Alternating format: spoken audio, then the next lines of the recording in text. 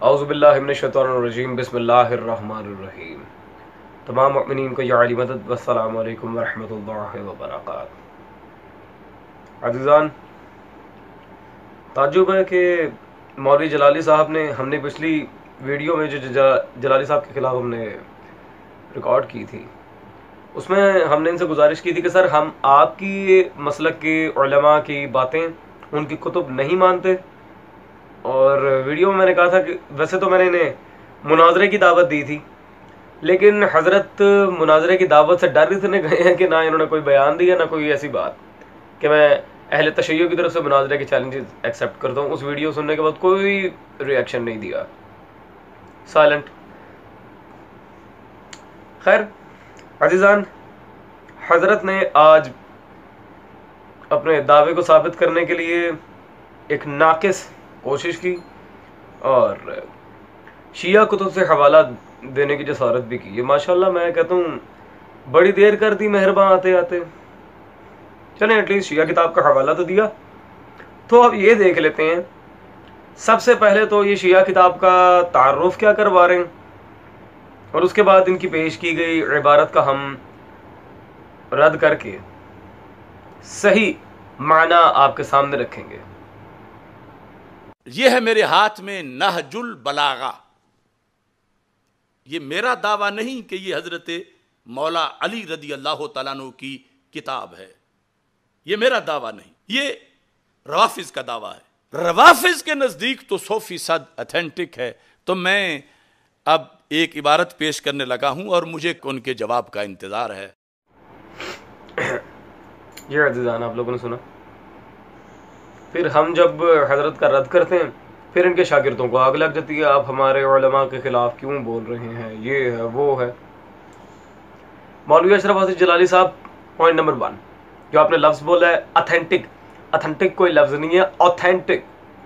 पहले तो जाके इस लफ्ज़ की इंग्लिश लिंग्विस्टिक ही आप ठीक करें। माशाल्लाह, ये कंज़ुल उलमा है जिन्हें अभी तक ऑथेंटिक ही नहीं बोलना है। खैर, दूसरी बात ये है कि सर आपको खुदा का नाम है मौलवी साहब, किसने कहा कि नहजुल बलागा मौला अली की किताब है?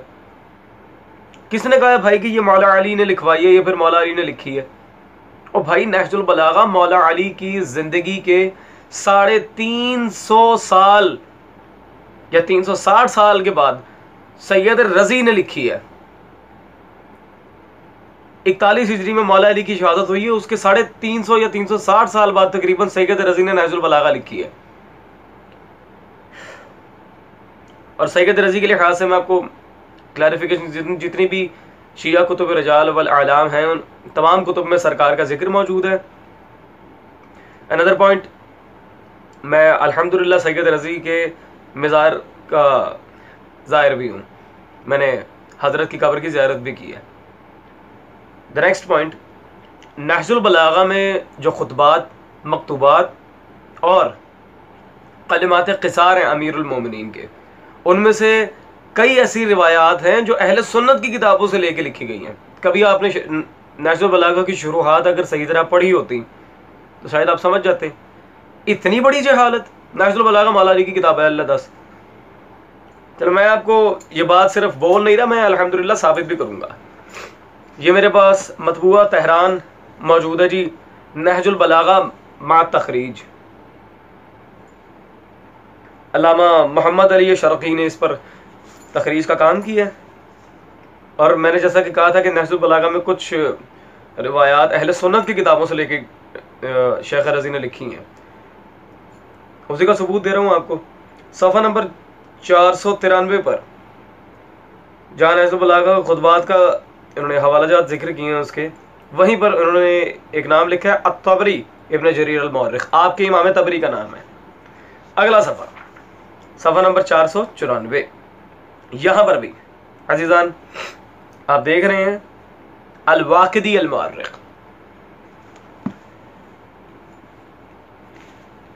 तो अब मेरे ख्याल में क्लैरिफिकेशन हो गई होगी मौलवी जलाली साहब कि नहजुल बलागा मौला अली की किताब नहीं है, बल्कि इसमें तो सैयद रज़ी ने आपके उलमा की किताबों से हवालाजात नकल किए और उनसे खुतबात और रिवायात ली हैं।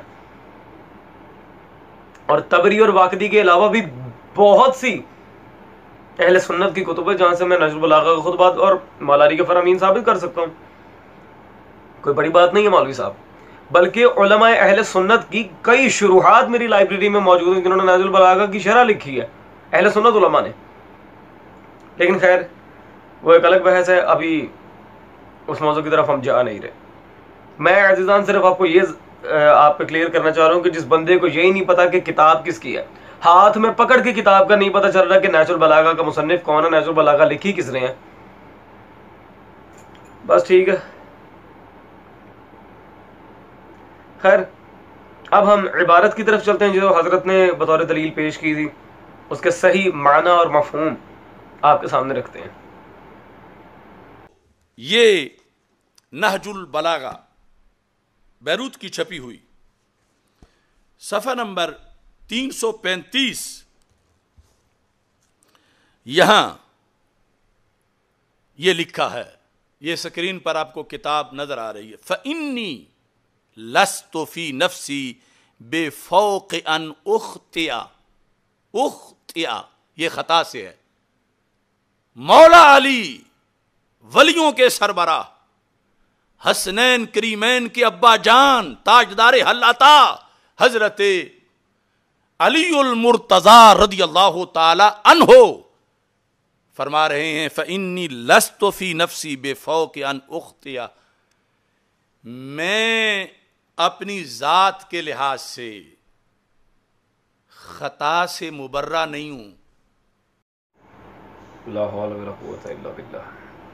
खैर अज़ीज़ान, हम आपके सामने अब नहजुल बलागा की इबारत भी रखेंगे और उसकी मुकम्मल जो तशरीह शिया सुन्नी कुतुब से मुमकिन है वो भी आपके सामने रख देंगे। सबसे पहले तो हम नहजुल बलागा की इबारत की तरफ चलते हैं। ये मौलवी साहब ने तो खैर ये भी हमें बताने की कोशिश नहीं की कि खुतबा कौन सा है। ये खुतबा नंबर 214 सिफ़ैन के मौका पे मौला अली ने इसे इरशाद फरमाया था, और ये मेरे पास तर्जुमा व तशरीह नहजुल बलागा मौजूद है मुफ्ती जाफ़र हुसैन साहब की।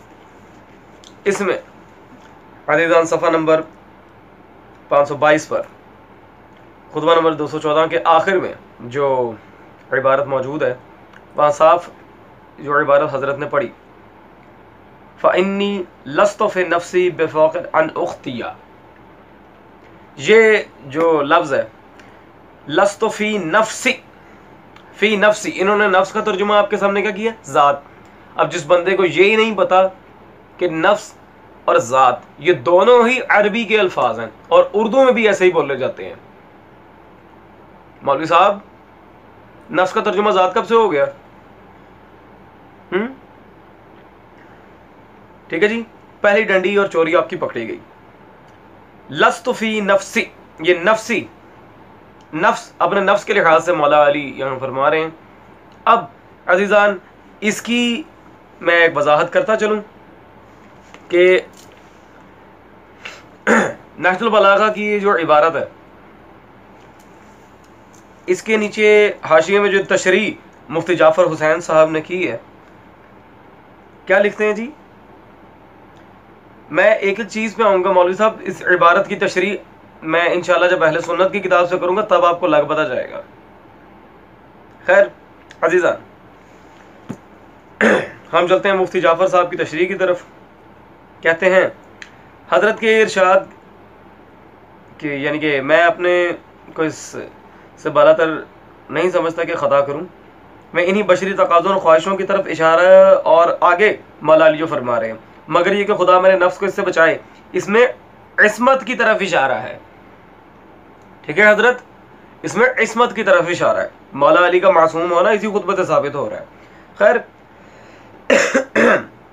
चुनाचे इसी लबुल लहजा में हजरत यूसुफ अलैहिस्सलाम की ज़बानी कुरान में वारिद हुआ है कि मैं अपने नफ्स को गुनाह से पाक नहीं ठहराता, क्योंकि इंसान का नफ्स गुनाह पर बहुत उभारने वाला है, ये कि मेरा परवरदिगार रहम करे। तो जिस तरह यहाँ पर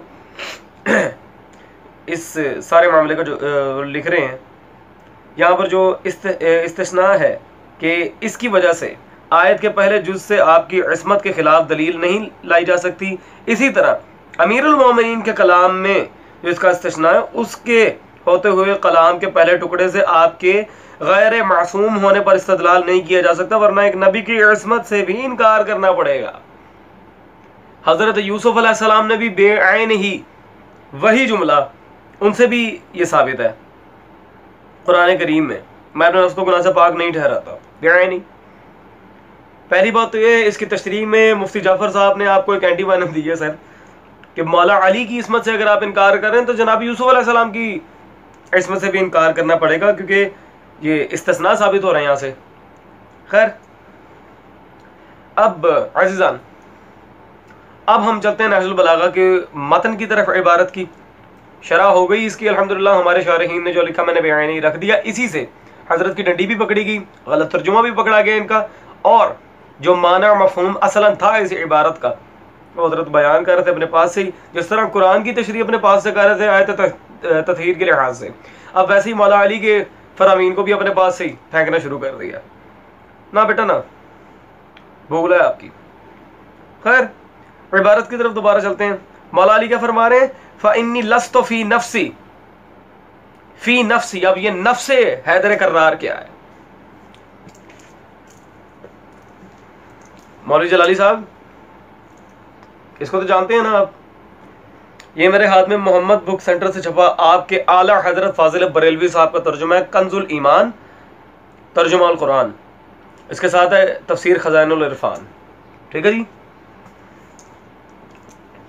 इसके सफ़ा नंबर 104 पे आयत मुबाहिला में जब अल्लाह तबारक व तआला ने अनफुसना व अनफुसकुम का जिक्र किया, तुम अपने नफ्स लाओ, हम अपने नफ्स लेके आएंगे।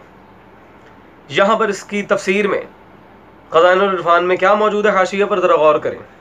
कहते हैं रसूल करीम सल्लल्लाहु अलैहि वसल्लम की खिदमत में हाजिर हुए तो उन्होंने देखा कि हुजूर सल्लल्लाहु अलैहि वसल्लम की गोद में इमाम हुसैन हैं सल्लल्लाहु अलैहि, दस्ते मुबारक में हसन सल्लल्लाहु अलैहि का हाथ, और फातिमा ज़हरा सल्लल्लाहु अलैहा, और अली सल्लल्लाहु अलैहि हुजूर सल्लल्लाहु अलैहि वसल्लम के पीछे हैं। क्या कहा था अल्लाह ने आयत में? अनफुसना व अनफुसकुम, नफ्स। नहजुल बलागा में मौला अली क्या फरमा रहे थे? नफ्सी। यहां पे आयत में अल्लाह क्या फरमा रहा है? नफ्स। अनफुसना व अनफुसकुम, और कौन है नफ्स बन के मुस्तफ़ा के साथ? आपके मुफस्सिर लिख रहे हैं, आपके आला हजरत के तर्जुमे के हाशिये में ये बात मौजूद है। अली। मौलवी जलाली साहब, आपके अपने घर के मुफस्सिर की बात से बात वाज़ेह होगी। अगर माअज़ल्लाह हैदर कर्रार को खता की निस्बत दी जाए तो ये मुस्तफ़ा की खता की निस्बत हो जाएगी माअज़ल्लाह, क्योंकि अली नफ्स मोहम्मद सल्लल्लाहु अलैहि वसल्लम है, मौला अली नफ्स रसूल खुदा है सल्लल्लाहु अलैहि वसल्लम। जी मौलवी साहब, हुई वजाहत, पकड़े गए। खैर, अब नहजुल बलागा में जो इस्तिस्ना हज़रत यूसुफ अलैहिस्सलाम का था और नफ्स की जो बात थी, हमने मतन के एक एक लफ्ज पर बात की है, उख्तिया पर भी और नफ्सी पर भी। ठीक है। अब मौलवी साहब, मैं एक बात वाज़ेह कर दूं, हजरत मौला अली पर खता की निस्बत करना रसूल खुदा पर माअज़ल्लाह खता की निस्बत करना है आपकी तफसीर के लिहाज से, लेकिन अब आपके घर की एक किताब का हवाला देता चलूं, उसके बाद आपको पता चलेगा कि हैदर कर्रार पर ये खता का इम्कान लाना माअज़ल्लाह अल्लाह पर खता का इम्कान लाने के बराबर है। मौलवी साहब, आपने स्टार्ट किया था नहजुल बलागा से, मैं भी नहजुल बलागा का ही हवाला दूंगा आपको, लेकिन किसी शिया आलिम की तशरीह या तर्जुमा वगैरह नहीं। ये मेरे पास मौजूद है जी, आपके शेखुल हदीस जामिया रिजविया व मुफ्ती दारुल उलूम हिज़्बुल अहनाफ मौलवी गुलाम हसन कादरी बरेलवी, उनका तर्जुमा नहजुल बलागा फैज़ान शेर खुदा।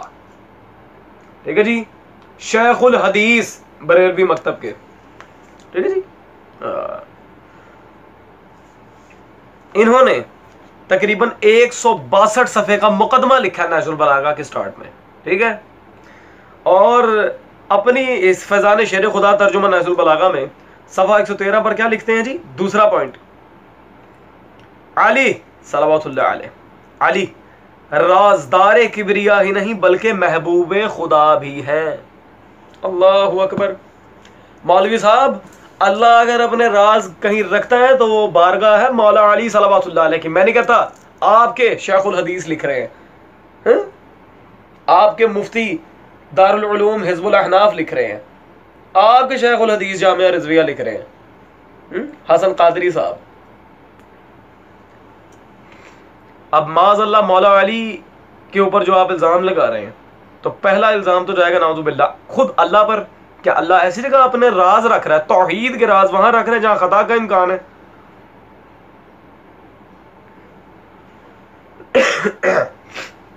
जी मौलवी जलाली साहब, हैप्पी भाई, हम पहले ही घर से ना छेड़ मलंगा ने हैदर।